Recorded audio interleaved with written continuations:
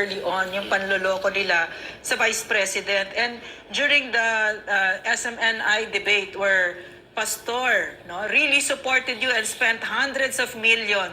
All the way. I saw you, Lisa Araneta Marcos, bring your retinue of almost 100 people at 5,000 a Parang plate, mga patay where you gutom ate pala. at the table of Pastor. All of us, you all ate there, no? Kita And you namin yun. never once said thank you. Whew. And not only that, wala kayong mga utang na loob, ginigipit nyo si Pastor. Yes. Hindi na kayo nahiya.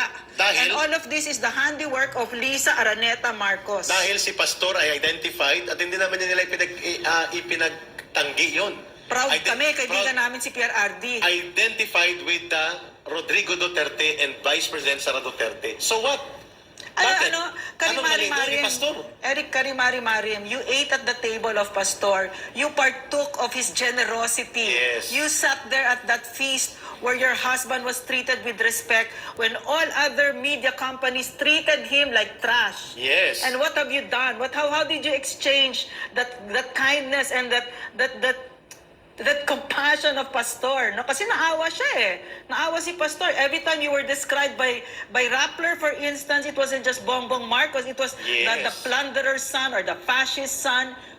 So much was spent on you, and we saw you stuff your face with food that was paid for by Pastor, including Yan. a retinue of almost 100 Yan, no? people at 5,000 a plate. 3 times you never said thank you ever. Ma'am, Oh my God. munti ko na sabihin kung anong karanasan ko sa kanya nito.